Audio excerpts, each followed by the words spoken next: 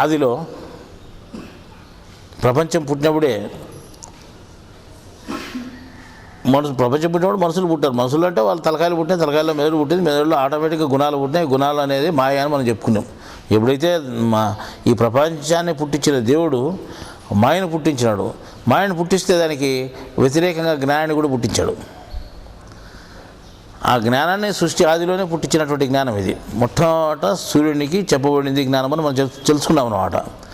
సూర్యునికి చెప్పబడినటువంటి జ్ఞానము సూర్యుని ద్వారా ఇక్ష్వాకుడైన రాజుకు తెలిసింది, ఇక్ష్వాకుడైన రాజుకు ద్వారా ఇంకొక రాజుకు తెలిసింది, అతని ద్వారా ఇంకొక తెలిసింది, అతని ద్వారా మహర్షులు తెలిసిపోయింది. మొత్తం టోటల్గా ప్రపంచమంతా విశ్వవ్యాప్తంగా జగత్తులో ఎవరెవరు ఉన్నారో వాళ్ళకందరికీ విషయాలు, జ్ఞాన విషయాలు తెలిసిపోయినాయి. తెలిసిపోయిన తర్వాత కొంతకాలం జరిగిన తర్వాత ఈ జ్ఞానము మాయ ప్రభావం చేత తెలియకుండా మొదలుపెట్టింది. లాస్ట్కి చివరకు తెలియకుండా పోయింది అన్నమాట. తెలియకుండా పోయింది అంటే మళ్ళా ఎక్కడ పూర్వం నుంచి దేవాలయాలు ఉన్నాయి, భక్తి ఉంది, పూజలు చేస్తారు, కొబ్బరికాయలు కొడతారు, హోమాలు చేస్తారు, యజ్ఞాలు చేస్తారు, ఇవన్నీ చేస్తున్నారు కదా అని అడగచ్చు. ఇవన్నీ చేయకుండా ఎక్కడ పోయినారు అని, ఆ చేయడం వల్లనే అజ్ఞానంలో పడిపోయినారు అని చెప్తున్నది. దేవుడు ఏం చెప్పినాడంటే ఆయన ఇవన్నీ చెప్పుడు చెప్పలేదు. మనం ఈరోజు ఏవేవైతే చేస్తున్నామో యజ్ఞాలు, యాగాదులు, వేదాలు ఏవైతున్నాయి ఇవన్నీ దేవుడు చెప్పలేదు. ఆ మాట చెప్తే ఈ పొద్దు చాలా వ్యతిరేకం అయిపోయింది. దేవుడు స్పష్టంగా ఆ రోజు చెప్పినాడు, తర్వాత భగవద్గీతలో కూడా చాలా చెప్పినాడు అనమాట. చెప్తే అది ఏమాత్రం అర్థం కాకుండా ఈరోజు హిందువుల గ్రంథము ఏది అంటే కొంతమంది వేదాలు అంటున్నారు. హిందువులకు ప్రామాణిక గ్రంథాలు ఏవి అంటే వేదాలు అంటున్నారు. అంటే దేవుడు ఏం చెప్పినాడు, ఈ మాయకు సంబంధించినటివి ఆయన తేల్చి చెప్తే ఆ మాయకు సంబంధించినటివే వీళ్ళు ప్రామాణిక గ్రంథాలు అంటుకుంటున్నారు. కానీ అది కాదు, భగవద్గీత శాస్త్రం ప్రామాణిక గ్రంథము అని మనము హిందూ మతము, హిందూ పథం అనే దాంట్లో చెప్పినాం అన్నమాట. కానీ మనం ఏం చెప్పుకున్నా కానీ పూర్వము జ్ఞానము పుట్టింది, మాయ పుట్టింది. అప్పటి నుండి మాయ కొనసాగుతుంది, జ్ఞానము కొనసాగుతుంది. మాయ బలంగా కొనసాగుతుంది, జ్ఞానం అప్పుడు తగ్గిపోవడము, తర్వాత మళ్ళీ తిరిగి రావడము జరుగుతుంది. ఆ తగ్గిపోవడం అంటే ఆ మాయ ప్రభావం వల్ల తగ్గిపోతూ ఉంది. తర్వాత దేవుడు దాన్ని మళ్ళా సరిదిద్ది మళ్ళా ధర్మాలు తెలియజేయడము జరుగుతూ ఉందన్నమాట. ఈ రకంగా జరుగుతూ వస్తే కొంతకాలానికి సృష్టి ఆది ఎప్పుడు జరిగింది అనేది కూడా మనకు పెద్ద అంచనా లేదు. కానీ ఇప్పుడు ప్రస్తుతము 4 యుగాల్లో చివరి యుగంలో మనం ఉన్నాము, కలియుగం అనే దాంట్లో. ఈ కలియుగం యొక్క కొలత పరిమాణం కూడా 4,32,000 సంవత్సరాలు. 4,32,000 సంవత్సరాల్లో కేవలం 5,000 సంవత్సరాలు మాత్రమే ఇప్పుడు మనకు గడిచింది. 5,109 సంవత్సరం ఇప్పుడు క్యాలెండర్లో వేసినాం. 5,109 సంవత్సరాలు ఇప్పుడు గడిచినాయనుకోండి. ఇంకా 4,32,000 5,000 పోతే ఇంకెంతో చూసుకోండి. ఇంకా కొదవ వేలలో కూడా మనం రాలేదు, ఇంకా 4 లక్షలు ఉన్నాయి మళ్ళీ అవతల. కాబట్టి కలియుగం జరిగేదానికి ఇంత టైం ఉందన్నమాట. ఇంత టైంలో కూడా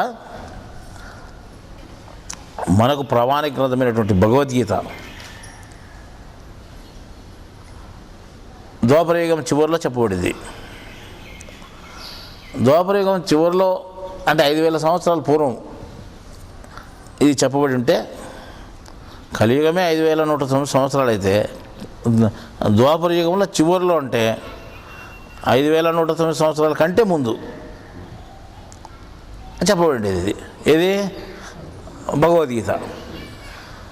మన భగవద్గీత చెప్పిన రోజు అంటే 5,000 సంవత్సరాల రోజు, ఆ రోజు కేవలం జ్ఞానమే ఉంది. ఆ రోజు కూడా జ్ఞానం పద్ధతిలోనే ఉంది ఆయన చెప్పినప్పుడు కూడా. అంతకుముందు 3 అన్ని మిగతా యుగాలు మనకి ఎప్పుడు టర్న్ అయిపోయింది తెలియదు. కానీ కృతయుగము, త్రేతాయుగము, ద్వాపరయుగము అని మనం అనుకునే యుగాలు 3 గడిచిపోయినా కానీ ఆ 3 యుగాల్లో కూడా జ్ఞానం ఉంది. అంటే కొంత అజ్ఞానం ఉన్నా కానీ అది విచ్చలవిడిగా పెరిగిపోలేదు అన్నమాట. కొంత పద్ధతిగా పెరిగింది అది. ఆ పద్ధతిగా పెరిగినప్పుడే దేవుడు వచ్చి దాన్ని సరిదిద్దినాడు. అర్థమైందా? ఆ ద్వాపరయుగంలో సరిదిద్దిపోతే ఈ కలియుగానికి వచ్చేసరికి విచ్చలవిడిగా మరీ పెరిగిపోయింది. ద్వాపరయుగంలో చెప్పినటువంటి జ్ఞానము ఏమాత్రము చెప్పినా కానీ అర్థం కాకుండా పోయి అర్థం కాకుండా పోవడమే కాకుండా ఈ అజ్ఞానం అనేది విచ్చలవిడిగా పెరిగిపోయింది. ఎట్లా అప్పుడు పెరగంది ఇప్పుడు ఎట్లా పెరిగింది అని మనం లెక్కేసుకుంటున్నాము. ఎట్లా తెలిసింది మనకు అంటే 3 యుగాల్లోనే పెరగంది, కేవలం కలియుగంలోనే విచ్చలవిడిగా పెరిగిపోయింది అనే దానికి ఆధారం ఏమి అని అంటే మనం ఇంకొక వెనక్కి పోయి చూస్తే పూర్వము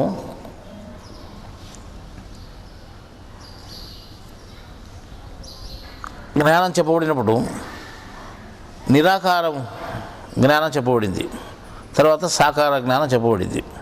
మన పుస్తకాల్లో కూడా చెప్పుకున్నాం ఆ మాటను. నిరాకారం అంటే కేవలం లింగ ప్రతిమను అసలు స్థాపించి దానికి 3 విభూతి రేఖలు దిద్ది మధ్యలో బొట్టు పెట్టి ఇది నిరాకారము, దీని యొక్క పరిస్థితి ఇది అని దానికి కొంత సమాచారం అంతా తెలియజేశారు పెద్దలు.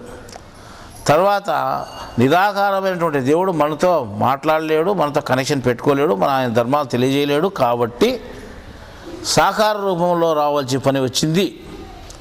సాకార రూపంలో అంటే ముక్కు మగము ఆకారంగా ప్రతిమని పెట్టి ఆ నిరాకారంగా ముక్కు మగం లేకుండా ఉండే దేవుడు ఒక ఆకారంతో పుట్టి మనకు జ్ఞానం చెప్తాడు అనే సాకారాన్ని కూడా మనం పెట్టుకున్నాం. నిరాకారము సాకారము రెండేంటి ఎప్పుడు కృతయుగంలోనే. ఆ రెండు అట్లే కొనసాగుతూ వచ్చాయి. ఒకవేళ అజ్ఞానం ప్రబలినే కానీ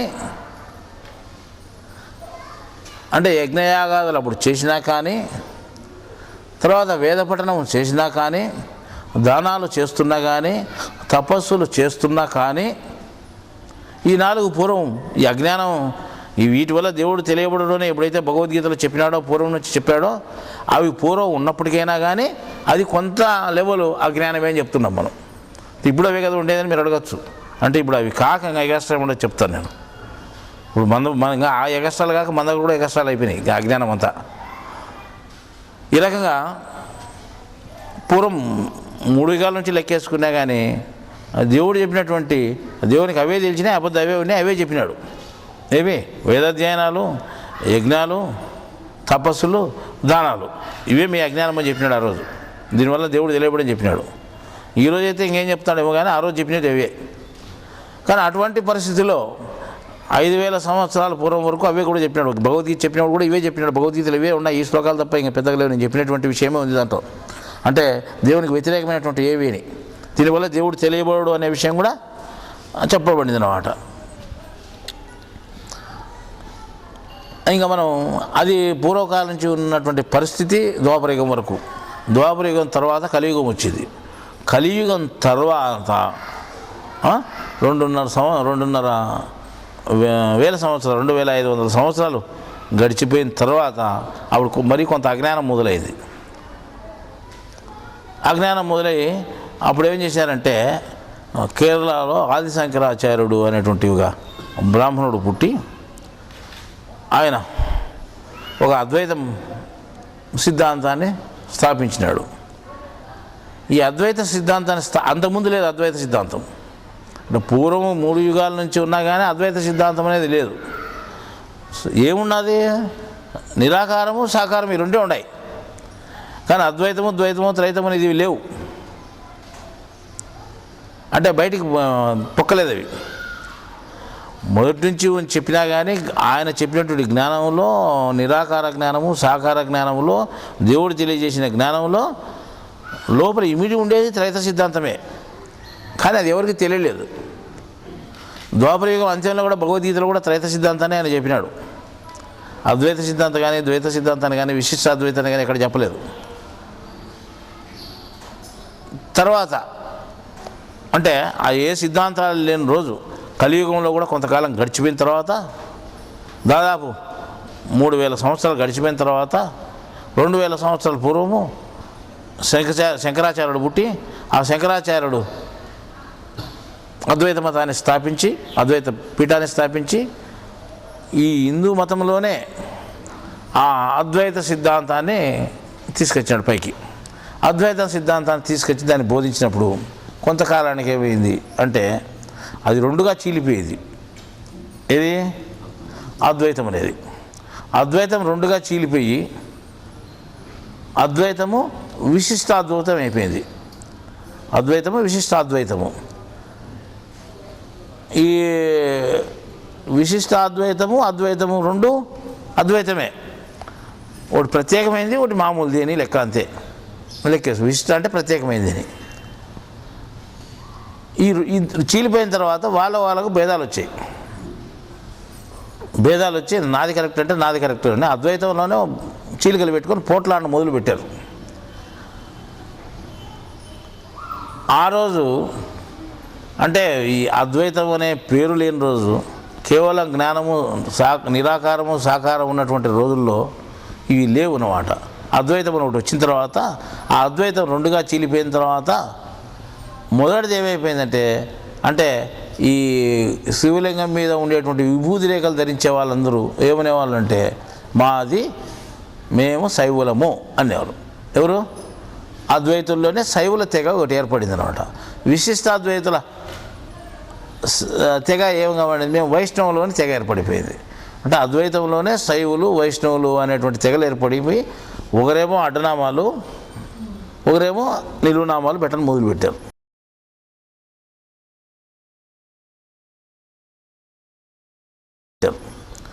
దానికి కొంత ప్రత్యేకత ఉంది, దీనికి కొంత ప్రత్యేకత ఉంది. కానీ వాళ్ళు సృష్టించుకునేటువంటి ఎవరు, ఈ కలియుగంలో 2000 సంవత్సరాల పూర్వము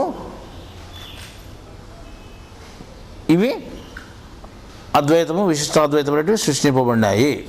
అవి విశిష్టాద్వైతం వచ్చి వైష్ణవులుగాను, అద్వైతం వచ్చి శైవులుగా చీలిపోయి అక్కడి నుంచి ప్రారంభమైంది మనకు అజ్ఞాన దశలని.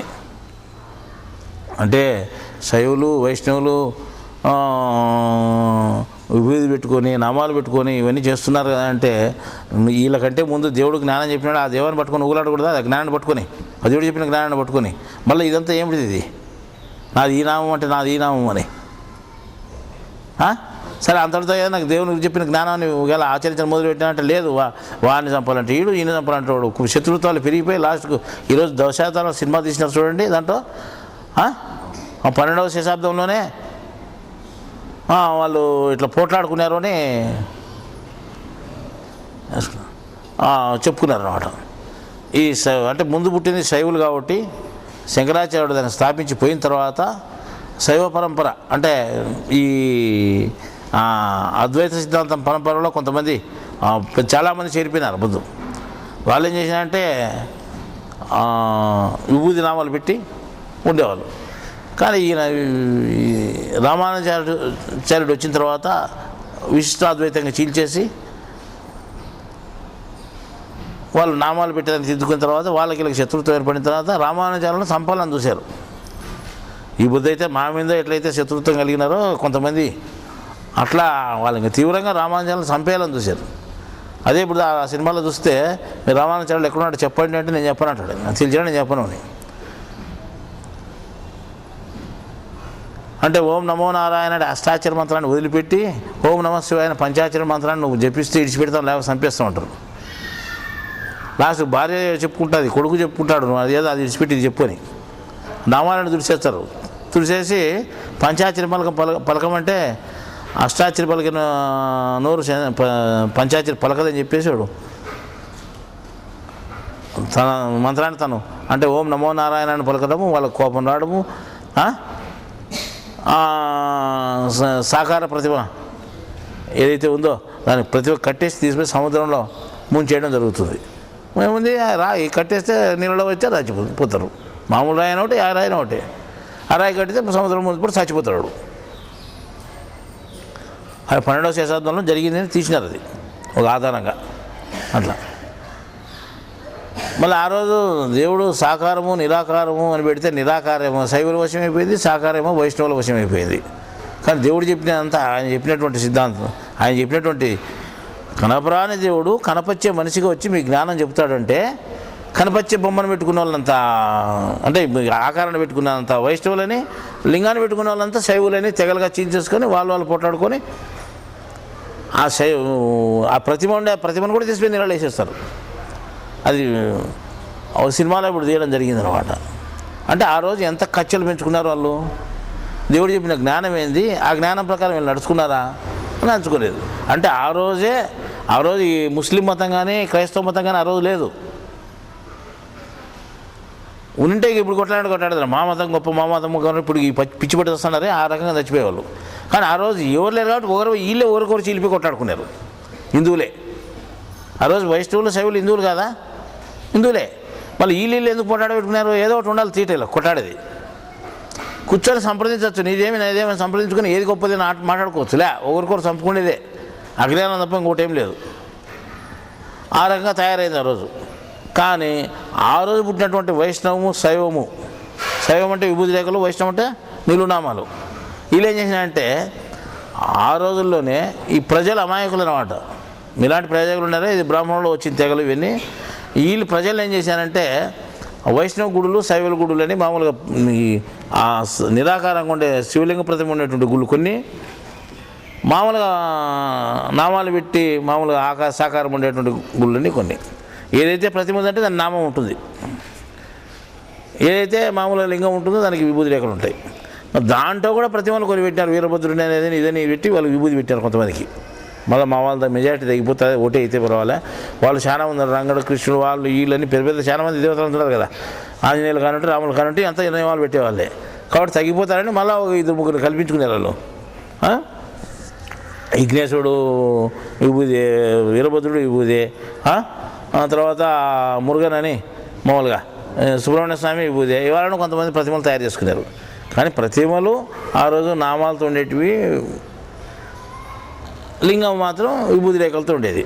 కానీ కొంత తర్వాత పురాణం తయారు చేసుకొని పురాణాల్లో మళ్ళీ ఆయనకు ఒక జంజాటకం కట్టి పార్వతిని శివుడని వీళ్ళకు భార్య పిల్లలు పెట్టి మళ్ళీ వాళ్ళకి పిల్లలు పుట్టినటువంటి వాళ్ళ పిల్లలను కూడా బొమ్మలు పెట్టి ఈ రకంగా చేసుకున్నారు. అంటే జ్ఞానం అంతా మారిపోయి లాస్ట్కు సంసారాలు కొడుకులు బిడ్డలను పూజించే రకంగా మనం తయారైపోయినాం. అంటే వాస్తవంగా దీనికి జ్ఞానానికి సంబంధం లేదు. విఘ్నేశ్వరుడు కానీ సుబ్రహ్మణ్య స్వామి కానీ తర్వాత సాకారం ఉండేటువంటి శివుడు కానీ సంబంధం లేదు. అంటే వీళ్ళంతా శైవులు వచ్చిన తర్వాత ఈ రకంగా తయారు చేసుకున్నారు. అంటే ఈ దేవతలను మొట్టమొదటి శైవ మతం పుట్టినప్పుడు కేవలం శివలింగం మాదిరే ఉండేది.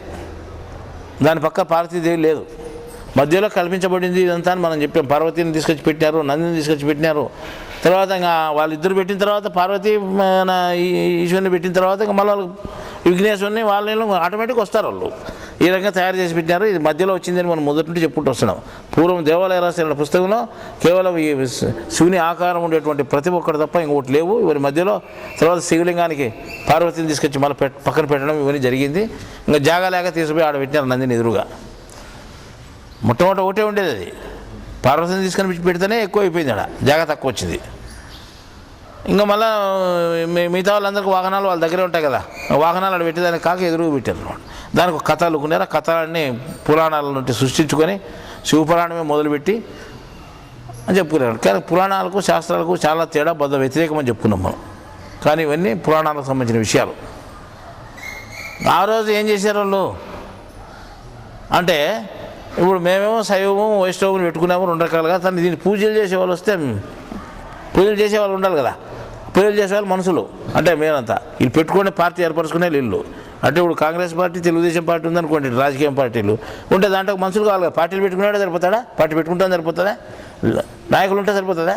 దానికి మనుషులు కావాలా. ఆ మనుషులంతా ఆయనకు ముద్ర ఇచ్చి తెలుగుదేశం జెండా, పచ్చ జెండా ఇచ్చి తెలుగుదేశం అని, ఎర్ర జెండా ఇచ్చి కాంగ్రెస్ అని ఎట్లా వాటి పేర్లు పెడతారు కదా. ఆ రకంగా వీళ్ళు ఏం చేశారంటే కొంతమంది కుటుంబాన్ని పిలిచి, చూడు నువ్వు వైష్ణవునివి, నీ దేవుడు ఎవరు? ఆలూరు రంగనాయకుల స్వామి అంటే నామాల స్వామి, ఏదో దేవుడు, లేకపోతే నరసింహస్వామి, అభోవిలేశ్వర స్వామి, లేకపోతే ఓలేశ్వర స్వామి, ఏదో ఒకటి చెప్తారనమాట. ఇవన్నీ నామాలు ఉంటే దేవుడిని కనిపించి అది నీ ఇంటి దేవుడు అని పెడతారు. ఇంటి దేవుడు అంటే నువ్వు ఆడిపోయి మొక్కలు ఎడన ఉండు, నువ్వు మాత్రం నువ్వు బెంగళూరులో ఉండు, హైదరాబాద్లో ఉండు, ఎక్కడ పోవాలా ఆ కొండల్లో ఉండి అభోబులానికి పోయి మొక్కలు అనమాట. నీ ఇంటి దేవుడు అంటే తప్పనిసరి ఆడిపోయి బియ్యం బ్యాళ్ళు ఇచ్చి మొక్కుని రావాలా. ఈ రకంగా కొంతమంది ప్రజలందరినీ కుటుంబాలన్నీ సీల్ చేసి వీళ్ళు నీకు ఇంటి దేవుడు ఇది, నీ ఇంటి దేవుడు ఇది అని అందరికీ ఇంటి దేవుళ్ళని కనిపించారు వాళ్ళు ఆ రోజు. అంటే ఇన్ని కుటుంబాలు, తక్కువ కుటుంబాలు ఆ రోజు తక్కువ ఊర్లో ఉండేవి, అందరికి ఉండే వాళ్ళకందరూ కనిపించారు అన్నమాట. మళ్ళీ ఎప్పుడైనా మారిపోతారేమో ఇల్లు, నువ్వు వైష్ణవునివే, నువ్వు శైవునివే అని మీకు అందరికీ వైష్ణవులు శైవులు, మీరు వైష్ణవుల శైవులో మీకు తెలుసునా? తెలుసు చాలా మందికి, కానీ తెలుసు ఒక లెక్కలో. బయటికి చెప్పుకునేది తెలియదా వైష్ణవులమా శైవులమా అని. కానీ వాళ్ళు ఏం చేశారంటే వైష్ణవులు అంటే అందరు నామదారులు అని పెట్టేసినారు. మీలో 2 రకాలు తీల్చేసినారు, మోడోళ్ళు నామదారులు అని. మోడోళ్ళు అంటే శైవులు, విభూతి పెట్టుకునే వాళ్ళని, మూడోళ్ళు అంటే నామదారులు. వీళ్ళకి వాళ్ళకి ఏంటంటే వాళ్ళ మంత్రాలు కూడా వినకూడదు, ఇంతే మీకు పాపం చుట్టుకుంటారని బదిలిచ్చారన్నమాట. అంటే అంత శత్రుత్వం మనం వాళ్ళకు. ఇప్పుడు ఎవరైనా నామదారులు శివయాత్ర చేసేటప్పుడు లేకపోతే వాళ్ళ ఇంట్లో ఏదైనా దినాలు చేసుకునేటప్పుడు వీళ్ళు వినరన్నమాట, చెవులు దూది పెట్టుకుంటారు. ఇంటి పక్కల ఉంటే కూడా కిటికీలు వాకిళ్ళు వేసుకుంటారు. ఆ శబ్దం ఇంటికి వస్తే ఏం కాదు, కానీ అంత ఆ రోజు సరిపడని విధానాన్ని వాళ్ళు ఆ రోజు చొప్పించి పెట్టారు మనసుల్లో. ఈరోజు కూడా మీరు మిమ్మల్ని అందరినీ మోడికాళ్ళని ఏమంటారు, మోడోళ్ళు ఏమంటారు, ఆ మోడోళ్ళని నామదారులని చీల్చేసాను అనమాట. మోడోళ్ళు నామదారులు అంటే తప్పనిసరిగా వాడు ఆ పొద్దు ఏదో రోజున నామం పెట్టుకోలేడు, అంటే నేను నామదారిని నేను గుర్తు బయటికి నామం పెట్టుకొని పోవాలి. మోడోళ్ళు అంటే వీళ్ళు విభూతి పెట్టుకుంటే తెలుదు, కొంత పట్టు పెట్టుకునే వరకు వచ్చారు అంతే. విభూతి మర్చిపోయినారు వీళ్ళు కూడా, వాళ్ళకి ఇది ఫలాన్ని తెలిసింటేనా వాళ్ళకు పూర్వం వాళ్ళు పెట్టినారు. మోడోళ్ళు అంటే పొట్టు పెట్టుకోవాలి అంతేవారు, కానీ విభూతి మర్చిపోయినారు. విభూతి పొట్టు రెండు ఉండేవి ఆ రోజు. కానీ ఈరోజు హిందువులు హిందువులు అయినా అంటే హిందువులు పోయి హిందువులు అయిపోయినారు. మేము హిందువులుగానే ఉంటాం, హిందువులు అని పేరు సరిపోదంటున్నారు కొంతమంది అజ్ఞానులు.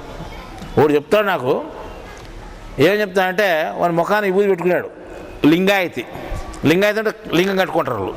మళ్ళీ వాళ్ళకేం నమ్మకం వచ్చిందంటే వీళ్ళు శైవులు అంటే మళ్ళీ ఈ శైవులంతా మూడోళ్ళు అనుకొని మామూలుగా శైవులు మేము కాదని ఆ శైవులనే మాటే మర్చిపోతానని వీళ్ళు కొంతమంది ఏం చేశారంటే కర్ణాటక రాజ్యంలోకి పోతే ఒకటి ఇంతలా లింగాన్ని కట్టింటారు కూడా తాడేసి దానికి, అంటే నీకు ఇది చూసుకొని ఉంటా ఓ లింగాన్ని కట్టింటారు, పదాలను లింగాన్ని కట్టి లింగాయతు అంటారు అండి. నువ్వు కాపోడుగా కమ్మోడుగా రెడ్డిగా ఇంకోడుగా ఎవడన్నా కానీ వాడిని లింగాయతు బలిజోళ్ళు, లింగాయతు రెడ్లు, లింగాయతు కమ్మోళ్ళు వీళ్ళంతా లేదా లింగాయతు అంటే లింగం కట్టి లింగాయతు చేస్తారు. అంటే వాళ్ళకి శైవుడు అని ఇంకా మారిపోడు, నామం పెట్టుకునే దానికి పోనే పోడు ఇంకోడు. ఈ రకంగా శైవులు అనేవాళ్ళు తగ్గిపోతారనే ఉద్దేశంతో ఏం చేశారంటే అట్లా కూడా చేశారు, లింగాలు కట్టి చాలా మంది కనిపించారు. కర్ణాటకలో ఉంటాయి, ఇంకా ఇక్కడ కూడా కొంత ఉన్నాయి అనమాట. కర్ణాటక బార్డర్లో చాలా కనిపిస్తాయి లింగాయతులు. ఇక్కడ ఈ జిల్లాలో కొంతమంది తక్కువే, కానీ ఈ కడప జిల్లాలో వస్తే కర్ణాటకలోనూ ఇంకా దాని బార్డర్లోనూ చాలామంది కనిపిస్తారు లింగాయతులు. ఈ లింగాలు కట్టినది ఎవరు శైవులు ఏం చేశారంటే ఊరిని బాగుండదని నువ్వు ఉపదేశం ఇచ్చి లింగం కట్టి వెనక లింగాయతు నువ్వు అంటారు. ఇంకా ఆ పొద్దునంటే వాడు విభూతి పెట్టుకోవాలి. వాడు వైష్ణవుడిగా ఉన్నా కానీ నామదారులుగా ఉన్నా కానీ వాడిని లింగం కట్టి నామదారిని చేస్తారు, విభూతి రేఖలు పెట్టిస్తారు వాడికి. అట్లా చేసేవాళ్ళు కూడా చాలామంది తయారైపోయి అట్లా లింగాయతులుగా అంటే శైవులుగా మార్చేసి కొంతమంది తయారు చేశారు. శైవులే వాడు ఇంకో నామం పెట్టేదానికి అవకాశం లేదు దానికి. ఏడు లింగం కట్టుకున్నాడు కదా వాడు, ఊరినైతే మర్చిపోతాడేమో నేను అని వానికి లింగం కూడా కట్టించి పెట్టాను అనమాట. ఈ రకంగా జ్ఞానం అనేది అజ్ఞానంగా మారిపోయి రాజకీయ పార్టీల మాదిరి పార్టీలు తయారైపోయి జ్ఞానంలో ఈ పార్టీలు ప్రజలకు అందరికీ అంటగట్టేసి మర్చిపోకుండా జెండాని బొగ్గిట్లో చెక్కి పంపించినారు. ఏది లింగం అనేది. కొంతమంది నామం అనేది పెట్టుకున్నారు ఫుల్గా. వాళ్ళు లింగం విభూతి పెట్టుకుంటే ఈడొకసారి పెట్టుకుంటే కనపడుతుంది కదా, మనం అట్లా పెట్టుకోకూడదు. ఈడ ఒకసారి కాదు మనకు కావాల్సింది, ఈడ పొట్టకు మనం పెట్టినారు. లేదు మీరు పొట్టకర పెట్టి ఒకటి పెద్ద నామం పెట్టుకున్నాడు ఇటుకి ఇవిడైతే మద్రాసు రైల్వే స్టేషన్లో చూస్తే నామం ఈడుంది మగాన ఈడొకటి ఉంది పొట్టకు జంపన పెట్టాడు ఉడితే ఏనుగు తలకాయకి పెట్టినట్టు. ఇంత పిచ్చే అసలుకు. ఒక నామం ఒత్తుడు నా ముఖాన్ని పెట్టుకుంటే ఒక చూసేది ముఖము గుర్తిస్తావు అన్నమాట. పలాంటి వైష్ణవుడు అని, శ్రీ వైష్ణవుడు అని కడుపుకు మొత్తం పెట్టి భుజాలకు పెట్టి ఇంత విచిత్రం అయిపోయింది. వాళ్ళు విభూతి పెట్టుకుంటే ముఖాన్ని పెట్టుకుంటే సరిపోదా? చూసేది ముఖమే కదా. మనము భుజాలకు పెడతారు, మోచేతికి పెడతారు, ఇక్కడ ఈ చేతికి పెడతారు. ఎక్కడ లేదు అసలుకు. ఇంత లెక్క పెట్టాల్సిన పని ఏమొచ్చింది అంటే అంత ప్రాబల్యం చేసుకుంటున్నారు. నేను కాంగ్రెస్ పార్టీ అంటే మన వెహికల్కి పోదానికి బండికి పోదానికి జెండా, ఇంటికి కూడా జెండా ఉన్నట్టు, నాకు అన్ని దానికి మేము జెండా పెట్టుకుంటాం అన్నట్టు మళ్ళీ కూడా కనుక్కోలేడేమో అని. ఆ రకంగా ఈ రాజకీయ పార్టీలు తయారైనట్టు ఈ జ్ఞానంలో చీలికలు వచ్చేసి అజ్ఞానం అనేది ఇన్ని చీలికలుగా తయారైపోయింది. ఇదంతా జ్ఞానం అని చెప్పుకోవడానికి అర్హత లేదు. దేవుడు చెప్పినది జ్ఞానము. మళ్ళీ దేవుడు అంత గొప్ప జ్ఞానం చెప్పిపోతే శైవులు వైష్ణవులు అనే పేరు ఎక్కడ వాడలేదు. భగవద్గీతలో ఎక్కడ కనిపిస్తుందా? ఎక్కడ ఏ శ్లోకంలో లేదు చూడండి. మళ్ళీ భగవద్గీతలో ద్వాపరయుగం అంత్యంలో చెప్పినటువంటి ఏ శ్లోకంలోనూ శైవము వైష్ణవము అని లేనటువంటి పరిస్థితి దాంట్లో ఉంటే మధ్యలో కలియుగంలో ఇవన్నీ ఎందుకు వచ్చినాయి? రావడమే కాకుండా పూర్తి అజ్ఞానంగా మారిపోయి మనం ఇంత పెద్ద జ్ఞానం తెలిసినా మనల్ని ఏమంటాడు, వాడు విభూతి పెట్టుకున్నాడని చెప్తున్నావు కానీ విభూతి 3 రేఖలు పెట్టుకొని కింద బొట్టు పెట్టుకున్నాడు. ఇది చెప్దాం, ఇది అధర్మమే, పెట్టుకోకూడదు అని చెప్పేంతలోపల వాడే చెప్తాడు, మీరు హిందువులు రాసిన తప్పు, అసలు మీకు ఏం తెలిసింది రాసినట్టు. వాని ముఖాన్ని వాడు పెట్టుకునేది వానికి అర్థం కాదు, బొట్టు పెట్టుకునేది అర్థం కాలేదు వానికి. విభూతి రేఖలకు అర్థం తెలియదు, మధ్య రేఖకు బొట్టు పెట్టుకోవాలని తెలియదు, కింద బొట్టు పెట్టుకున్నాడు. వాడు మీరు రాసేది తప్పు అంటున్నాడు, మనల్ని తప్పు అని నిర్ణయం చేసే స్థితికి వచ్చి మాట్లాడుతున్నాడు. వానికి ఏమి తెలియదని మనం ఏం చెప్పినా వాడు వినే పరిస్థితిలో లేడు. అంటే పీఠాధిపతులు ఆ రోజు ఉన్నారని చెప్పినాం. ఏ రోజు? ఈ కలియుగం పుట్టిన తర్వాత, అంతకుముందు లేరు. కలియుగం పుట్టిన తర్వాత వచ్చినారు ఎవరు? పీఠాధిపతులు. ఎవరు? ఆదిశంకరాచార్యులు కూడా మొదలైన అద్వైతము, ఇష్టాద్వైతము, ద్వైతం కూడా వచ్చింది మళ్ళా. అంటే అట్లా కాదు, మీరు చెప్పేది కాదు, ఇంకోటి ఉంది అని అంటే రెండని, జీవుడు దేవుడు ఇద్దరు ఉన్నారని. వాళ్ళు దేవుడు ఒకడే ఉండేది, ఇంకా ఏది లేదని వాళ్ళు చెప్తే జీవుడు దేవుడు ఇద్దరు ఉన్నారని ఇంకోటి చెప్పాడు. వాళ్ళు మధ్వాచార్యులు నాకు ఆయన చెప్పాడు. నేను కూడా అది పెద్ద ప్రచారం లేకపోయింది, దాన్ని ఎవరు అనుకునే వాళ్ళు లేక అద్వైతమే పూర్తి ప్రచారం అయిపోయి దేశమంతా నిండిపోయి 2 భాగాలు చీలిపోయి వాళ్ళే కొట్లాడుకొని మొదలుపెట్టారు. అటువంటి పరిస్థితి మనం ఆ సినిమాలో కూడా చూపించడం జరిగింది అన్నమాట. ఈ పొద్దుటికి అదే పరిస్థితి ఉంది. సరే, ఒకే సిద్ధాంతమే 2గా చీలిపోయి 2 పీఠాధిపతులు తయారైనారు, రామానుజాచార్యులు, శంకరాచార్యులు అనేవాళ్ళు. కానీ ఇదంతా దేవుడు చెప్పిన జ్ఞానంలో ఎక్కడైనా ఉందా ఏదైనా ఎవరు ఆలోచన చేయడం లేదు. దేవుని జ్ఞానం అనేది చూసుకోవాలి, వీళ్ళు చెప్పింది. మా రామానుజాచార్యులు మా పీఠాధిపతి అంటారు. అటువంటి పరంపర వచ్చి లాస్ట్కి ఇప్పుడు చిన్న జీఆర్ స్వామి ఉన్నాడు. పెద్ద జీఆర్ స్వామి, లాస్ట్ చిన్న జీఆర్ స్వామి. ఇంకా శంకరాచార్యులు వచ్చింది అంటే ఆయన తర్వాత మారుతపోతే 71, 72 ఇప్పుడు ఎవరు ఉంటారు, జయద్ర సరస్వతి నాకు ఆయన.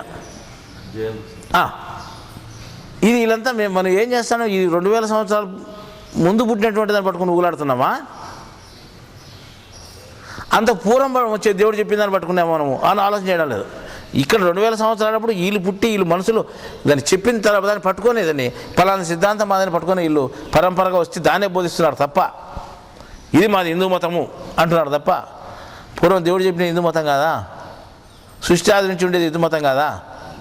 సృష్టి ఆది నుంచి ప్రపంచవ్యాప్తంగా ఉంది హిందూ మతం. ఈ రకంగా మారిపోతూ లాస్ట్ ఈ భారతదేశం హిందూ దేశంలోనే అద్వైతం పుట్టి అద్వైతం 2గా చీలిపోయి వీళ్ళు శైవులు వైష్ణవులు అని చీలిపోయింది. లాస్ట్కు మళ్ళా ద్వైతం కూడా పుట్టింది. కానీ ఈరోజు పీఠాధిపతులు మేము అంటున్నారు. ఇంకో ఆయన చెప్తున్నాడు, మా పీఠాధిపతి ఒక ఆయన ఉన్నాడు, ఆయనకు వచ్చి సమాధానం చెప్తే ఒప్పుకుంటాం, లేదా ఒప్పుకోబోయి ఏరే పీఠాధిపతి ఒక అన్నాడంట, మా తప్పు రైట్ ఆయన తెలుస్తాడంట హిందూ మతం. ఈ పీఠాధిపతులు పుట్టి పూర్వోత్తాలు మేము చెప్తున్నాను. అసలు వాడు పీఠాధిపతి కాదని నేను చెప్తున్నాను ఇప్పుడు రోజు. వాడు నేను చెప్పిన జ్ఞానాన్ని కొలితేస్తాడంట, వాడి ముఖం ఏడ కొలితేస్తాడు, వాడి జ్ఞానం వానికి తెలుసు, నేను చెప్పే జ్ఞానం వానికి తెలుస్తాడని కొలితేసేది. ఒకవేళ బావిలోనో చెరువులోనో ఎవడనో ఒక రాయి కట్టి తాడి ఇడిచి ఇంత లోతుంది చెప్పొచ్చు, కానీ సముద్రంలో ఇడిచేదానికి చేత కాదు. నువ్వు సముద్రానికి పోలేవు, నడి సముద్రానికి నువ్వు ఎంత తాడి ఇడుచావు? తాడుంటే బాడు ఉండేని, ఇంకో 2 బార్లు ఉండేని, ఒకవేళ చేత్తాడంతా ఉండేని, మామూలుగా అబ్బాయిలో ఇడిచే తాడంత ఉండేని, ఇంకా అదే కొంత పెద్దగా ఉండేని. సముద్రం పెద్ద కాదంగా ఉంటుంది, అది అర్థమైందా? కొన్ని కిలోమీటర్ల దూరం ఉంటుంది లోపలికి అగాధం, అర్థమైందా? ఒక్కోసాట 40 కిలోమీటర్లు 50 కిలోమీటర్ల లోతుండేది అది ఉంది సముద్రం, అంత గాఢంగా. ఏడమే కొలుస్తాను. మా వాడు ఉన్నాడు సెలిమిలో ఎంత కొలుతుండేది తెలుసు, కొలితేస్తాడు. వాడు వచ్చి కొలితేస్తాడంటే సెలిమిలో కొలితేస్తాడు, లేదా బావిలో కొలితేస్తాడు 4-5 మటలు. సముద్రంలో కొలితేసేదానికి ఇస్తుందా? ఆ రకంగా వాడు ఏదో వాడు వచ్చి మమ్మల్ని పరిచయిస్తాడంట. అసలు మీ పీఠాధిపతులు ఎప్పుడు పుట్టినారు, మీ బతికేమిడిది, మీరు ఎక్కడ మనుషులు చీల్చినారు, మనుషులందరినీ అజ్ఞానం పాలు ఎట్లా చేసినారు, ఎట్లా దావలు పట్టించినారు మీరు మేము చెప్తున్నాం ఈరోజు. కానీ ఈరోజు ఏం చేసినారు, మేము పీఠాధిపతులను పేరు పెట్టుకున్నారు. పీఠాధిపతులు ఎట్టయితారు? అసలుకు పీఠాధిపతి మొట్టమొదటి ఎవడైతే పీఠాన్ని స్థాపించాడో, సిద్ధాంతాన్ని స్థాపించాడో వాడు పీఠాధిపతి అవుతాడు. ఆదిశంకరాచార్యుడు అద్వైత పీఠాధిపతి అంటే ఒప్పుకుంటాం మేము. పరంపర అంటారు. పరంపర అంటే ఏమి? తర్వాత ఒకని తర్వాత ఒకడు, ఒకని తర్వాత ఒకడు అని, ఒకని తర్వాత ఒకడు. మళ్ళీ మీరు పీఠాధిపతి, ఈ మీరు పీఠాధిపతి, ఆయన ఎవరు కావాలి, ఆయన పీఠాధిపతి, ఆయన పీఠాధిపతి, నువ్వు పీఠాధిపతి, వెనకలు ఉండేవాడు పీఠాధిపతి, అందరూ పీఠాధిపతులే. ఈరోజు ఉండేవాడు పీఠాధిపతి. ఎట్లా పీఠాధిపతి అంటాడు? మొదట ఎవడైతే స్థాపించినాడో, ఒక ఇల్లు కడతాం మనం, ఇల్లు కట్టినప్పుడు మనం ఏం చేస్తాము, వాని పేరు వేస్తాం, అప్పుడు పలానా డేట్ వేస్తాం, పలానా డేట్లో ఇది తయారైంది, పలానోడు కట్టించినాడని వేస్తాం దాని మీద. ఒకవేళ ఏదో ఒక ప్రాజెక్టు కట్టిస్తారు, శంకుస్థాపన చేస్తారు, ఆ పొద్దు ఎవరైతే మంత్రి పరిపాలన ఉన్నాడో ఆ ముఖ్యమంత్రి పేరు వేస్తారు. లేదా వాడు పోతానే మళ్ళీ అది కొట్టేసి మళ్ళీ ఈయన పేరు వేసేది, మళ్ళీ ఇంకో ముఖ్యమంత్రి పేరు, మళ్ళీ వాడు పోతానే మళ్ళీ ఈయన పేరు వేసుకునేది. ముఖ్యమంత్రులు నిజమేలే, కానీ పుట్టించిన వాడు వాని పేరే ఉంటుంది చిరస్థాయిగా. కానీ వీళ్ళు ఏం చేస్తానంటే, శంకరాచార్యుడు, ఆది శంకరాచార్యుడు మొట్టమొదటి అద్వైతాన్ని సృష్టిస్తే ఆ పీఠాధిపతులు అని మళ్ళీ ఎవరు పీఠాధిపతి అంటే మేము అంటున్నారు. వీళ్ళు పీఠాధిపతులా కాదా అనే ప్రశ్నకు వస్తే, పీఠాన్ని అనుసరించి ఉండేవాళ్ళు మొట్టమొదటి ఒక పీఠం స్థాపించి ఉంటే ఆ పీఠం స్థాపించినటువంటి సిద్ధాంతాల ప్రకారము దాన్ని అనుసరించి ఆ పీఠాన్ని అనుసరించి ఉండేవాళ్ళు.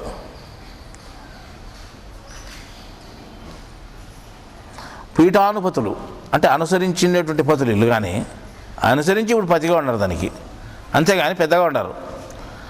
పీఠ అధిపతులు కాదు, పీఠ అనుపతులు. అర్థమైందా? పీఠ అనుపతులు అంటే అనుసరించేవాళ్ళు, పీఠాన్ని అనుసరించేవాళ్ళు. మేము ఉన్నాము, త్రైత సిద్ధాంతాన్ని చెప్పాము, త్రైత సిద్ధాంతాన్ని అనుసరించి మీరు చెప్పేవాళ్ళు, కానీ త్రైత సిద్ధాంతాన్ని చెప్పేవాళ్ళు కాదు మీరు. త్రైత సిద్ధాంతం మేము చెప్పిన దాన్ని మీరు బోధించవచ్చు, ఇంకా అంతేగా చేసేది. మళ్ళీ కొత్తది ఆడ పుట్టించారు, మీరు పుట్టించినది మేమే. మళ్ళీ మీరు ఏం చేస్తే దీన్ని అనుసరించి చెప్పేవాళ్ళు కాబట్టి బోధకులు అవుతారు, తర్వాత పీఠ అనుపతులు అవుతారు, అనుసరించేటువంటి వాళ్ళు అవుతారు, అని పీఠాధిపతులు కాదు. కానీ ఈరోజు చెప్పుకోవడం పీఠాధిపతులు చెప్పుకోవడం వాళ్ళ పొరపాటు. ఎవరు పీఠాధిపతి లేరు, అద్వైత పర్థంలో పీఠాధిపతి లేరు, పీఠ అనుపతి ఉన్నారు.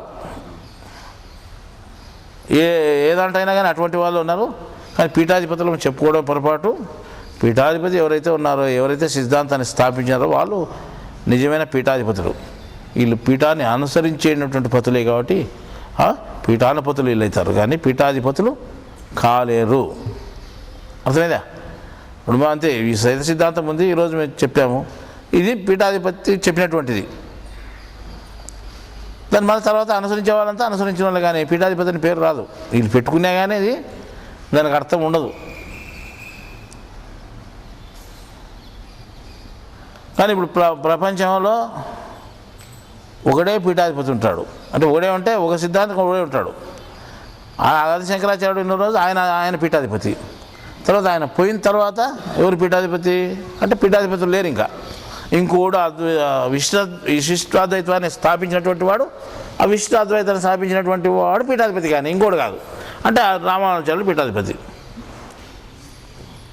ఆడిపోయింది. వాళ్ళని అనుసరించే వాళ్ళు వచ్చారు తర్వాత. ఆ విధంగా మధ్వాచార్యులు పీఠాధిపతి, మన తర్వాత వాళ్ళని అనుసరించే వాళ్ళు వచ్చారు. కానీ మూడోది ఈరోజు త్రైత సిద్ధాంతం. అది ఎప్పుడో తెలియబడినా కానీ అది అమలుకు రాలేదు. చెప్పబడింది శబ్దం చెవుల వరకు రాలేదు. అర్థమైందా? వ్రాయబడింది వినిపించలేదు, ఆ శబ్దం మనం వినిపించలేదు. కానీ ఈరోజు ఆ శబ్దం కనిపిస్తూ ఉంది, ఆ వ్రాత వినిపిస్తూ ఉంది. ఆ వ్రాత కనిపిస్తూ ఉంది, ఆ శబ్దం వినిపిస్తూ ఉంది. ఇక్కడ భగవద్గీతలో దాన్ని మనం ఏం చేయాలంటే త్రైత సిద్ధాంతం అని పేరు పెట్టుకొని ప్రచారం చేసుకుంటున్నాము. ఈ శైవము వైష్ణవము ఏ రకంగా చీలిపోయి అజ్ఞానంలో ఉన్నా కానీ వాళ్ళే పోట్లాడుకునే పరిస్థితి వచ్చినటువంటి ఈ కాలంలో ఇంకా ఈ త్రైత సిద్ధాంతాన్ని ఒప్పుకునే పరిస్థితి ఉంటుందా? ఒక ఆయన లింగాన్ని కట్టుకొని అసూయతో, అంటే నామాలు పెట్టుకునే వాళ్ళ మీద అసూయ, విశిష్టాద్వైతం మీద అసూయ, నేను అద్వైతుని నేనే అంటే లింగం కట్టుకొని వాళ్ళు చెప్పింటారు గురువులు, నువ్వు లింగాయతు అంటే నువ్వు శైవునివి, మనం వైష్ణవులకు అంత వ్యతిరేకలము, అటువంటి వాళ్ళకుంటే మనం అంత వ్యతిరేకంగా ఉండాలా.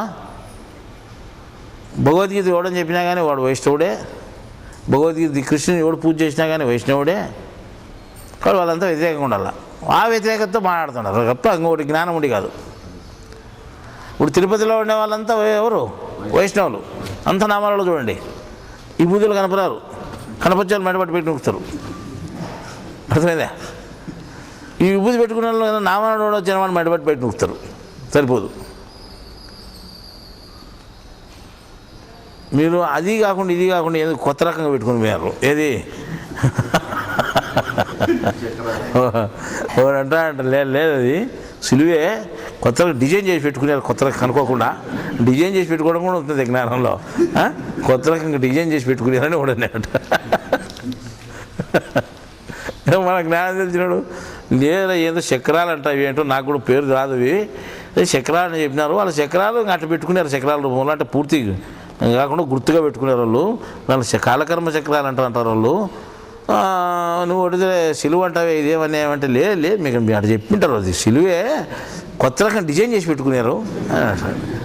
ఈ రకంగా అజ్ఞానం అనేది అంతు లేకుండా పోయింది. కానీ నేనేం చెప్తున్నా అంటే ఇన్ని యుగాలు 3 యుగాలు గడిచిపోయినా కానీ 3 యుగాల్లోనూ ఈ అజ్ఞానం అనేది పెద్దగా పెరగలేదు. ఎందుకంటే అప్పుడు శైవం వైష్ణవం లేదు, ఈ సిద్ధాంతాలు లేవు. ఉండేది ఒకటే సిద్ధాంతమే, అది కనిపించకుండా ఉండేది. ఆ రోజు విశ్వవ్యాప్తంగా కనిపించకుండా ఉండేది. జ్ఞానం ఉంది, ఏది నిరాకారం ఉంది, సాకారం ఉంది, 2 ఉన్నాయి. నిరాకారం సాకారం అని ఆ రోజు చెప్పబడింది. కానీ అంటే కనిపించని దేవుడు విశ్వమంతా వ్యాపించినాడు, ఆయనకు ఆకారం లేదు అని ముక్కు ముఖం లేనటువంటి ఒక రాయిని గుండుని పెట్టి ఇది లింగముని చూపించారు. అంటే ఆత్మని ఆకారం లేదు దానికి. తర్వాత ఆ విశ్వవ్యాప్తంగా అనువరణ ఆకారం లేకుండా పేరు లేకుండా ఉండేటువంటి ఒక దేవుడు మీ మధ్యలోకి వచ్చి తన జ్ఞానాన్ని తానే చెప్పిపోతాడు. అంటే ఈ రూపంలో మనిషి ఆకారంలో వస్తాడు అని ఆ రకంగా సాకార ప్రతిమను కూడా పెట్టడం జరిగింది. కానీ అంత జ్ఞానం తప్ప ఇంకొకటి లేదు. మనం ఏం రాసుకున్నాము, ఈ దేవాలయ రహస్యాలు ఇదే జ్ఞానాన్ని చెప్పుకున్నాం మనం. ఈ అర్థమైందా? మళ్ళా తర్వాత ఈ శైవము వైష్ణవం అనేవి పుట్టినాయి కలియుగంలో అని చెప్పుకున్నాం. ఆ కలియుగం కంటే పూర్వము ద్వాపరయుగం వరకు ఏమున్నాయి? అజ్ఞానం అంటే యజ్ఞాలు, దానాలు, వేదాధ్యయనాలు, తపస్సులు, ఈ 4 తప్ప లేవు అన్నమాట. ఈరోజు ఈ 4 కాదు. శైవము వైష్ణవము అనేది మొత్తం ఈ విధంగా నామదారులో 3 ఏళ్ళు అనేది మనుషులు చీలిపోయారు. మీరంతా ఎవడని చూసుకో, మేము నామదారులో 3 ఏళ్ళ చెప్తారు, అదే ఒకటి నామదారులో 3 ఏళ్ళు. హిందువులంతా చీల్చేసినారు. ఈరోజు ముస్లింలు ఉన్నారు, వాళ్ళకి ఈ నామదారు లేదు, 3 ఏళ్ళు లేరు. వాళ్ళకు ఉండేది అల్లా ఒకడే. లేకపోతే మనకంటే చాలా ఇట్లా ముందుందని మనం చెప్పాం. మనం పుస్తకాలు కూడా రాసాం. దేవుని మీద విశ్వాసం ఉంది, విశ్వాసమే గొప్పగా ఉంది. ఏదైతే భగవద్గీతలో భక్తి యోగం అని దేవుడు చెప్పాడో ఆ భక్తి యోగం మన దగ్గర ఉంది. మన దగ్గర భక్తి యోగం కాదు, యా యోగము లేదు. లాస్ట్కు కర్మయోగం ఉంది, అది లేదు. బ్రహ్మయోగం ఉంది, అది లేదు. అసలు యోగం అంటే తెలియదు. ఇవి తెలుసు, నామదారులు 3 ఏళ్ళం అనేది. ఎందుకో అది కూడా ఎప్పుడు కూడా చచ్చిపోయిన పొద్దు ఇలా పండగ రోజు మతికొచ్చు. అవి కూడా అంత మిగతా కూడా అవి మతికిరావు, అప్పటికి పనికొచ్చాయి. సో ఈ రకంగా మనం అజ్ఞానం పెరిగిపోయింది. ఇటువంటి అజ్ఞానంలో మీరు చిక్కొద్దండి. ఏమని ఈ నామదారులని 3 ఏళ్ళని ఇవన్నీ నామదారులు 3 ఏళ్ళని శైవులకు వైష్ణవులకే గుర్తు. ఈ శైవులు వైష్ణవులని ఆ సినిమాలో కూడా చూసాం, ఎట్లా కొట్టాడుకొని వచ్చినారు ఆ రోజుని. భయంకరంగా కొండలకు ఎలాడ తీసుకుపోయి దాంట్లో సముద్రంలో ముంచేస్తారు. రాయి గట్టి, అంత పెద్ద రాయి కట్టి, అది ఏమిటిది, అది ఓ దేవుడు అని చెప్పుకునేటువంటి నామాల దేవునికి కట్టేసి మొత్తం ఈ నామాలు పెట్టుకున్నాడు. నామాల దేవుని రాయికి కట్టేసి దాంట్లో ముంచేసినారు పీడబోని. అంటే చేసిన ప్రతి పనికి ఓ ఫలితం ఉంటుంది కనిపించుకోకుండా. అది పాపమో పుణ్యమని. ఆ పాపం అనేది అప్పటికి ప్రత్యక్షంగా కనిపించదు, అది మళ్ళీ తర్వాత అనుభవానికి వస్తుంది. కానీ చేసిన పని అప్పటికి కనిపిస్తుంది ప్రత్యక్షంగా. దేవుడు ఏం చేస్తాడంటే అన్నీ చూస్తుంటాడు, ఏం దాన్ని ఆటంకపరచడు, ఏం చేయడు. ఎవడు కట్టుకుంది వాడు కట్టుకోండి అంటాడు. ఏ పాపం చేసుకుంటే చేసుకోండి, అనిపించేది వాడు తెలుస్తుంది. నేను ఆటంకపరచను, ఈ పని చేస్తున్నాను, నేను ఆటంకపరచను, చేసేది చెయ్యి, నీకే అని చెప్పేసాడు. ఆ రకంగా ఆ రోజు వాళ్ళు చేసిన పనికి వాళ్ళకి పాపం ఉంటుంది, మళ్ళీ అనుభవానికి వచ్చి ఉంటుంది, లేనిపోతే తిప్పలు పడుతుంటారు.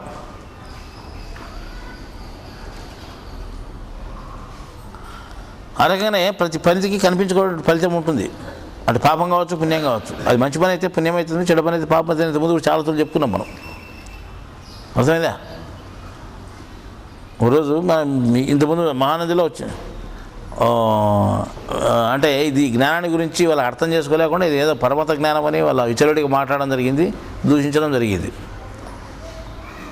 అది ఏదో వాళ్ళు అర్థం కాని సమస్యలే మనం అనుకునే అప్పుడు కూడా సర్దుబాటు చేసుకుని ఇలా అవగాహన లోపం ఇది అర్థం కాలేదు వీళ్ళకు,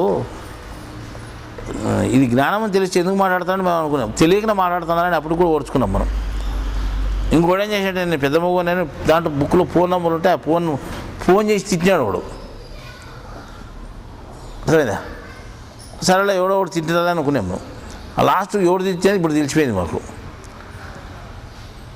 ఆ రోజు తిట్టినాడు కదా వాడు. ఈరోజు ఏమైందంటే ఈ మధ్యలో ఈ ఆసుపత్రులు, అనంతపురం ఆసుపత్రి, ఇక్కడ సన్న ఆసుపత్రులు పనికిరావని హైదరాబాద్ ఆసుపత్రిలో చేరినాడు. వాడు తిట్టినందుకు కొత్త రవ్వ కొనకొచ్చుకొని హైదరాబాద్ ఆసుపత్రిలో పడి డబ్బులు పోగొట్టుకొని బాధపడుతుందంటే చూడు ఎట్టుంది అది. అది ఎంత కర్మ కట్టుకొని ఇప్పుడు ఎట్లా వచ్చిందో చూడండి నీకు. అంటే కొన్ని వస్తుంటాయి ఇక్కడ, కొన్ని ఇంతకుముందు ప్రత్యక్షంగా కూడా జరుగుతుంటాయి, ఛానల్లు చెప్పాం. ఈ జ్ఞానం దగ్గరికి వచ్చి ఎవరితో చెప్పినా వాళ్ళకి చాలా ఇబ్బంది అవుతుందని. ఒకరికి అట్లే ఇబ్బంది జరిగింది. వాడు ఫోన్ చేసి తిట్టినాడు, బుక్ తీసుకొని ఫోన్ నెంబర్ దొరికినాను, నేను పెద్ద మగని ఏమైనా ఫోన్లో తిట్టొచ్చని. తిడితే ఏమైంది లాస్ట్కు చిన్న ఆసుపత్రులు ఏం తరగదు, పెద్ద ఆసుపత్రి విన్నాడు. అంటే వాడు ఎదుర్కొని కర్మ వాడు అనుభవానికి వచ్చింది అర్థమవుతుంది. ఈ రకంగా వాళ్ళు తెలియకనే కొత్త కర్మ వేసుకొని అనుభవించాల్సిన పని వస్తుంది అన్నమాట.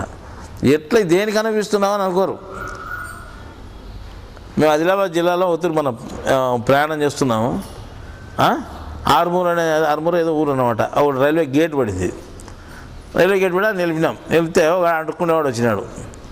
ఒక కాలు లేదు, ఏమీ లేవు, ముసిలోడు, చేతులు సరిగా లేవు, కుంటుకుంటా కట్టబట్టుకొని వచ్చినాడు అనమాట. అంతా లెక్కించి ఒక డజన్ మంది ఉన్నారు తట్టవాళ్ళ.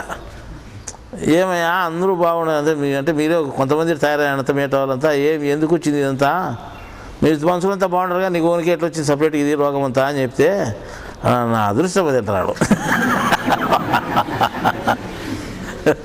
కిస్మత్ అంటాడు.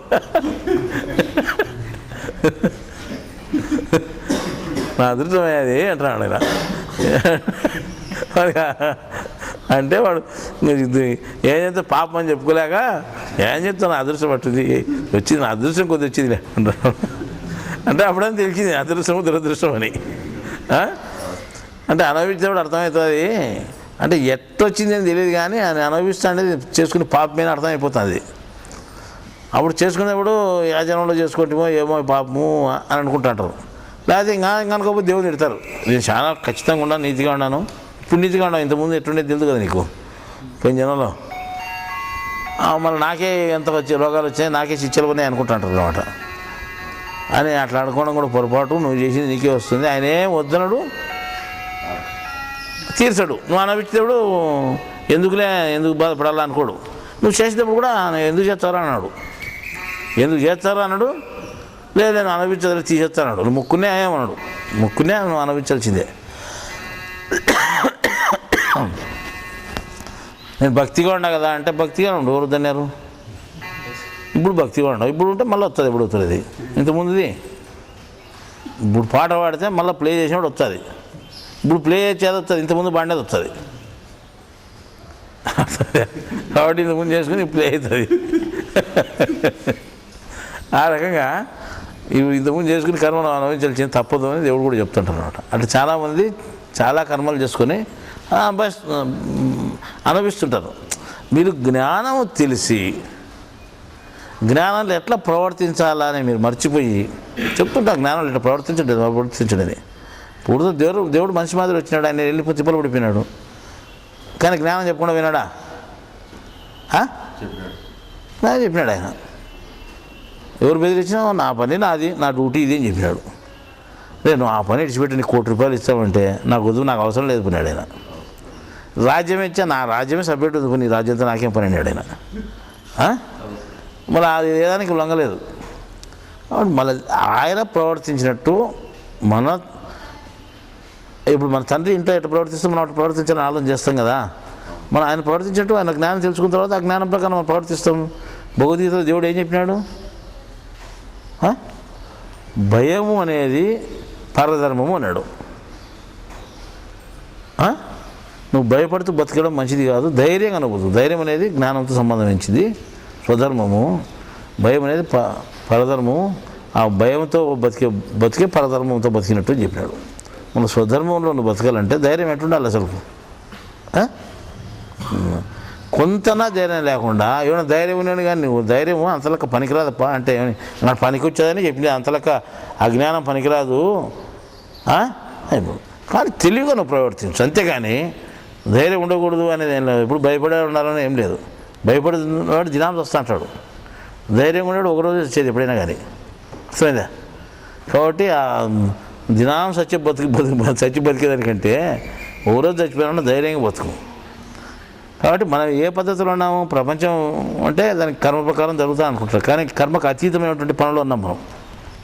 కర్మకు అతీతమైనటువంటి పని ఏది? జ్ఞానం.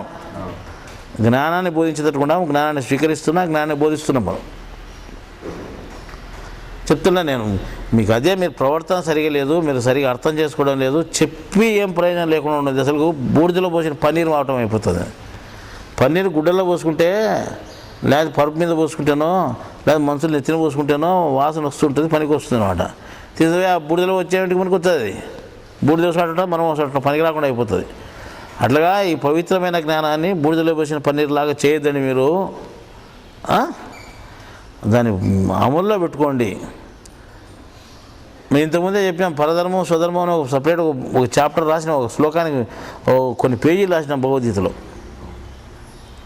అధైర్యంగా బతకూడదు అని, ధైర్యంగా ఉండు, అంటే జ్ఞానపరంగా ఉండు, అది ఏమొస్తే అది రానే, దాని ఫలితం మనకు ఉంటుంది. ఇది ఒకవేళ ఏమైతే చెప్పు, చచ్చిపోవడం అవుతుంది. అంతకంటే జాత్యం అవుతుందా చెప్పండి? జాత్యం కాదు కదా, అంతకంటే జాత్యం కాదు. నువ్వు దానికి భయపడినావు అనుకో, బెత్తడి తేలుకుంటే చచ్చిపోతారు లాస్ట్కు, అంతే కదా. ఏ చాలా అవసరంలే, ఇంతలా ఇంతప్పుడు కత్యం అవసరం నేను చంపేదానికి, అంతకు తేలుకుంటే చచ్చిపోతారు. అక్కడ బతికి పెట్టుకోండి. కానీ ఇంత తేలుకుంటే మనం చచ్చిపోతామే. అసలు చిన్న రాయి తట్టుకుని చచ్చిపోయిన వాళ్ళు లేరా? అదే కదా లాస్ట్ది. దానికోసం ఎందుకయ్యా మన జ్ఞానం, పవిత్రమైన జ్ఞానం, దేవుడు అందించిన జ్ఞానం అంతా మన తల్లకి ఎక్కించుకొని దాన్ని ఉపయోగించుకోకుండా మనం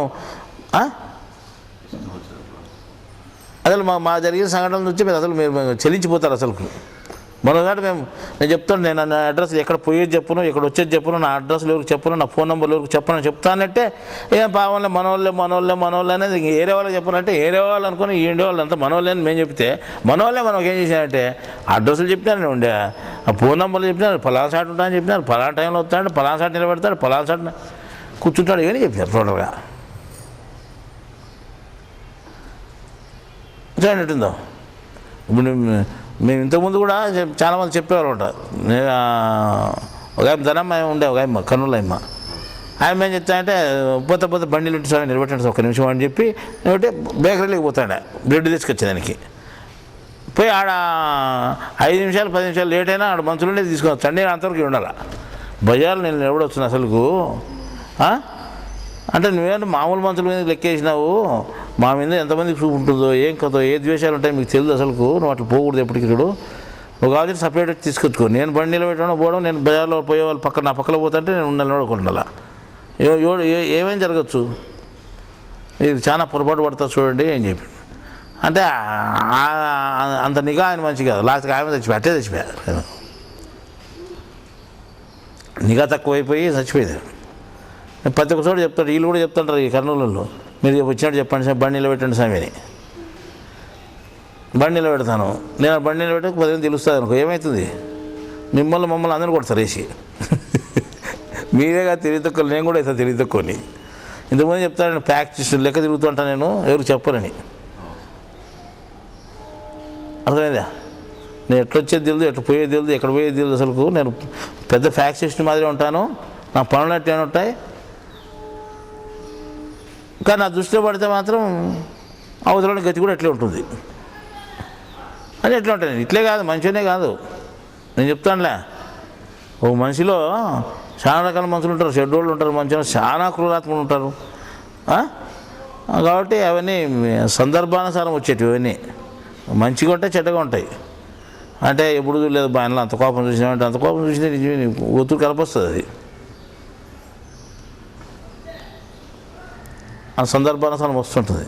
కానీ ఏ సందర్భానుసారం ఏది వచ్చినా, ఎట్లా ఉపయోగపడినా, కోపం వచ్చినా, ఇంకోటి వచ్చినా, ఆ రాక్షసత్వం వచ్చినా కానీ, రౌడిజం వచ్చినా, ఏమొచ్చినా కానీ మాకు ముఖ్యమైనది ఏమిటిది? జ్ఞానం. దాన్ని ముందర పెట్టుకొని చేస్తుంటాం మేము ఏది చేసినా కానీ. అందుకే అర్జునుడు చెప్పినాడు కృష్ణుడు ఏమని, నువ్వు సంపు పర్వాలేదులే కానీ పాపం రాకుండా ఉండేది విధానం ముందు దాని ప్రకారం చేసుకో. లాస్ట్లో మొచ్చు సన్యాసం చివరాజ్యంలో కూడా ఇది చెప్పినది. ఓగాని కాదు అందరినీ చంపినా పర్వాలేదు, నువ్వు అంతకునేవే కాదు అసలు నీకు పాపమే రాదు అన్నాడు. ఎందుకు రాదు? ఎందుకు రాదంటే అట్లుంటే రాదు, జ్ఞానం ప్రకారం ఉంటే. ఇదంతా చెప్పినా కదా నేను, ఈ జ్ఞానం ప్రకారం ఉంటే రాదు. అర్థమైందా? అంటే జ్ఞానం చెప్పి ఇంత క్రూరత్వమా అసలుకు? మర్యాద చెప్పినప్పుడు చిన్నదాని సీమకు కూడా ద్రోహం చేయొద్దని చెప్పినారు. సీమకే మనసులో చంపన్నాడు ఆడ భగవద్గీతలో. చిన్న సీమను కూడా చంపకూడదు. ఇంకొకరు ఉండారన్నమాట. సాయంకాలం అయితే పొద్దు మునిగిన తర్వాత అయితే ఒకవేళ నడిస్తే ఏమైనా కాళ్ళ కింద చీమలు కూడా చచ్చిపోతాయేమో, అది కూడా పాపమే మనకు, మనం చంపినట్టే దాన్ని. కాబట్టి రాత్రిపూట నడచకూడదు. ఎవరు పగులే నడుపుతారు. ఇంకా కొంతమంది ఉన్నారు ఊపిరి పిలుస్తాంట మనకు అప్పుడు సన్న సన్న ఏంటన్నా గాలి లోపల కొట్టపోయినా ముక్కులోకి నోట్లేకో మాట్లాడేటప్పుడు ఏమన్నా దాన్ని చంపినట్టే కదా. కాబట్టి ముక్కులు గుడ్డ కట్టుకుంటారు అన్నమాట. మూతికి ముక్కు గుట్ట సుశీత మూతికి గుడ్డ కట్టుకునే వాళ్ళు కాదని చెప్పినాడు ఆయన. ఆ రకంగా ఆయన పద్ధతి. ఆయనంత గొప్పగా మనుషులను కూడా చంపు అని చెప్పినాడంటే ఎట్లా చంపు అన్నాడు? నువ్వు జ్ఞానాన్ని ముందుకు పెట్టుకో. ఏదైనా కానీ జ్ఞానం ఒకటి సమయ సందర్భాలు నీ కర్మ ప్రకారం ఏ పని జరిగినా అదంతా నువ్వు చంపేది కాదు. నీ కర్మ అట్లుంటే జరిగి తీరుతుంది. అది జరిగి తీరినప్పుడు ఆ పాపం నీకు రాదు, కొత్తది రాదు. నీకు పాత అమలుకు వస్తుంది కానీ కొత్తది పుట్టదు అని చెప్పి ఒక కర్మ సిద్ధాంతాన్ని బోధించినాడు. అదే కర్మయోగము అంటున్నాం మనము. ఆ జ్ఞానాల్లో ఆయన చెప్పినటువంటి జ్ఞానంలో భగవద్గీతలో హిందువులకు ప్రామాణిక గ్రంథమైనటువంటి భగవద్గీత వేదాలు కాదు. దాంట్లో శైవమని కానీ వైష్ణవమని కానీ ఎక్కడా లేదు. బాగా జ్ఞాపకం పెట్టుకోండి. ఈ శైవము వైష్ణవము 2000 సంవత్సరాల పూర్వం పుట్టినవి. అవి వాళ్ళ మనం ఒక జాతిలోనే పుట్టడం కాకుండా మా మిగతా ప్రజల్లోకి అంతా ఇరికించినారు. ఈరోజు ఏ హిందువునన్నా తీసుకొని పోయి అడగండి ఏం చెప్తారు? ఓ పెళ్ళిళ్ళకి అయితే మోడేళ్ళగా నామదారులని అడుక్కుంటారు ఒకరికొరు. ప్రతి కులంలో ఉందనుకుంటా, అన్ని కులాలు ఉంది కదా, అది అన్ని కులాల్లో ఉందనుకుంటారు. అన్ని కులాల్లో ఇరికిచ్చారు. మళ్ళీ ఈ కులం ఆ కులంలో మాది కుల కానించి ప్రతి ఒక్కరికి ఇరికిచ్చారు మోడోళ్ళు నామదారులని ఇరికిచ్చి పెట్టారు. ఆ రకంగా అంటే ఎవరి స్వార్థంతో చేసిన పని ఇదంతా. ఈ దేవుడు చెప్పిన జ్ఞానం ఏమిటిది? ఈ మనం ఉండే పద్ధతులు ఏమిటిది? మనకు కనిపించుకునే పద్ధతులు ఏమిటి? అసలు నువ్వు ఏం ముద్ర కొట్టుకున్నావు, ఎక్కడ నువ్వు నామదారో మోడని అసలుకి ఎట్లుంది? దేవుడు చెప్పిన జ్ఞానంలో ఏ పద్ధతి కూడా దాంట్లో లేదు అసలుకు. ఈ మధ్యలో వచ్చినటివి, మధ్యలో మనుషులు కల్పించినటివి ఈరోజు కూడా ఇడచకుండా పెట్టుకున్నారు. ఏ జ్ఞానం లేకుండా ఉండే మనిషికి ఏమి తెలియనివాడు కూడా వాడు చాలా మొట్ట మనిషి అయినా కానీ వాడు ఎట్లా కూర్చుండేది తెలియదు, ఎట్లా మాట్లాడేది కూడా తెలియదు. వాడు ఏమంటే నేను నామదారిని అంటాడు. వాడు చచ్చిపోయినాడు ఏట కోయాలా మేము నామదారులం అంటాడు. ఎక్కడి నుండి వచ్చింది నామదారితనం? వాడు ఆ పొట్టేలు ఎందుకు గోయాలో ఇట్లే హోదానికి ఒకటి మారిపోయినా స్వామి. మొట్టమొదట వైష్ణవులు తినేవాళ్ళు కాదు, నామదారులు తినేవాళ్ళు కాదు. అంటే వైష్ణవులు తినేవాళ్ళు కాదు, శైవులు తినేవాళ్ళు కాదు. ఇది బ్రాహ్మణ జాతిలో పుట్టింది. వాళ్ళు మాంసం తినేవాళ్ళు కాదు. దాంట్లో ఏమైనా మాంసం తినే బాబునాలు తయారైనారు. మాంసం తినే బాబునాలు తయారై ఏం చేశారంటే ఈ నామదారులు అంటారు అసలు ఈ వైష్ణవులు మొదలుపెట్టినది దాన్ని మాంసం తినేది. వైష్ణవులు మొదలుపెట్టి ఎట్లుంటుంది ఇంక అదే పని తెచ్చుకోవాలని బాగుంటుంది. ఈ నామదారులకు అందరికీ కనిపించారే మీరంతా చేసేది చేయండి, ఏది చేసినా కానీ. ఏది కోళ్ళో పుట్టెన్లో ఒకటి చేస్తే ఇంకా ఆడి పోయిన వీళ్ళు కూడా మంత్రాలు చదివే వీళ్ళే కదా. వీళ్ళు రొంది తిని వాళ్ళు రొంది తిని ఏమో తిప్పలు పడతారు. అప్పుడు ఇట్లా వాళ్ళు ఆటుంటే మొదలైంది మనకు కూడా అంతా. వాళ్ళు నేర్పించింది ఇదంతా. అప్పుడు సురా అని మామూలుగా సోమపానం అని సోమసుర అని ఈ మత్తు పానీయాలు అప్పుడు తయారు చేసినారు పూర్వం. ఇది వాళ్ళు వాడుతూ వచ్చినారన్నమాట. వాళ్ళు వాడుతూ వచ్చి లాస్ట్ సారాకాడికి వచ్చింది మనకు. మొదటగా తయారు చేసుకొని బెల్లము చెక్క వేసుకొని ఊరబెట్టుకొని తయారు చేసుకొని తాగేసరికి వచ్చినాం మనం. వాళ్ళు అన్నీ మంచి వేసుకొని చేసుకునేవాళ్ళు ఆ రోజు. సుగంధ ద్రవ్యాలన్నీ వేసి ఊట కొట్టుకొని మంచి తాగేవాళ్ళు. సోమపానం అంటారు దాన్ని. అది ఆడతవి అటవి ఇటువి వాళ్ళు లాస్ట్కి ఏమైందంటే సారా పానమైంది. సారాపానం కానీ వీడు మధ్యలోనే పోతాడు, మద్యపానం అయింది అది. దాని తాగేవాడు మధ్యలోనే పోతాడు. ఆయన లాజిక్ ఏంటి, ఏం బయట బాగుండదు దీని కానీ మద్యపానము అని అంటే మధ్యలో పోయే పానం అని దానికి ఆ రకంగా పెద్దలు పెట్టారన్నమాట. ఈ రకంగా మనం జ్ఞానం అనేది ఇట్లా తయారైతే వచ్చింది ఇప్పటికీ. కానీ ఇటువంటి జ్ఞానం మనకు అవసరం లేదు.